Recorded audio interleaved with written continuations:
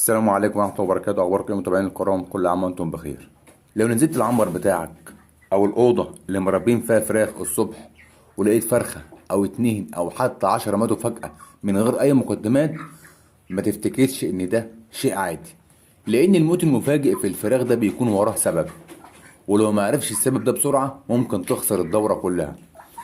في الفيديو ده هقول لك أشهر أسباب الموت المفاجئ وإزاي تفرق بينها، وايه اول خطوه تعملها قبل ما الخسائر ديت تزيد. السبب الاول هو شده الحراره. اكتر سبب بيقتل الفراخ في الصيف لما درجه الحراره بترتفع. الفراخ ما بتعرقش زي الانسان، فبتبدا تفتح منقارها وتنهج وتحاول تبرد جسمها، ولو العنبر حر والتهويه ضعيفه جسم الفرخه بيفشل في التخلص من الحراره وممكن تموت خلال دقايق. بنعرفها ازاي وايه العلامات؟ الفرخة بتفتح منقارها وبتفرد جناحاتها وعندها لهث شديد وتجمع الفراخ عند الشبابيك وفيه موت مفاجئ. طب الحل بيكون ايه؟ الحل لازم تعمله فورا وعلى طول، وهو زيادة التهوية، وانك بتوفر مياه باردة ونظيفة، وانك بتقلل الزحمة وتشغل المراوح او الشفاطات. ايه السبب التاني بقى؟ السبب التاني هو نقص الاكسجين. ناس كتير بتقلل العنبر خوفا من الهواء، لكن ده بيخلي الامونيا وثاني اكسيد الكربون بيزيدوا، فالفراخ بتبدا تتخنق خصوصا الكبيره. العلامات بتكون ايه بقى؟ بيكون في كحه وتنفس بصعوبه وفي خمول وفي موت. طب السبب التالت ايه هو بقى؟ السبب التالت هو تلوث المياه. المية لو كانت فيها بكتيريا أو متوسخة هتنقل أمراض بسرعة.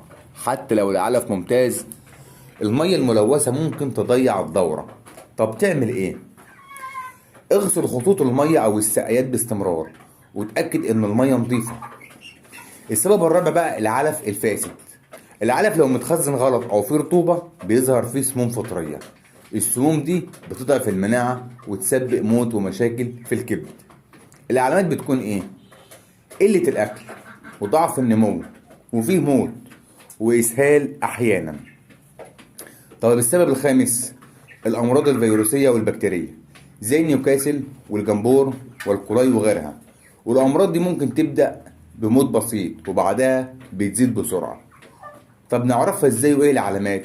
بيبقى في كحة وفي عطس وفي اسهال اخضر او ابيض، ونركز قوي قوي قوي على الاسهال الاخضر والابيض، دول اهم حاجة.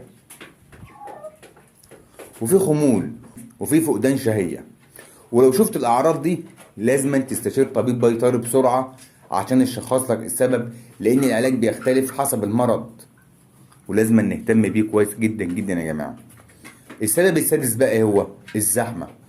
كل ما زاد عدد الفراخ في المكان زادت الحرارة والرطوبة وانتشرت الأمراض بسرعة. لازم إن يكون لكل فرخة مساحة مناسبة علشان تعرف تتحرك، يكون فيه تهوية مناسبة وتهوية جيدة. السبب السابع بقى مشاكل القلب والنمو السريع، خصوصا في سلالات التسمين. أحيانا الفرخة شكلها بيكون طبيعي وبتاكل كويس وفجأة تقع وتموت، وده ممكن يكون بسبب مشاكل في القلب مرتبطة بسرعة النمو. ازاي تتصرف اول ما تلاقي فيه موت؟ اعزل اي فرخة مريضة، افحص المية والعلف كويس جدا، وراقب درجة الحرارة والتهوية، وسجل عدد الفراخ اللي بتموت يوميا. ولو الموت مستمر او بيزيد اطلب من طبيب بيطري تشخيص الحالة، وده بيحتاج الى تشريح فرخة ميتة للوصول الى السبب الحقيقي. الخلاصة بقى بتاعتنا ايه؟ الموت المفاجئ مش مرض. الموت المفاجئ مش مرض واحد، لكنه عرض المشكلة لازم تعرف سببها.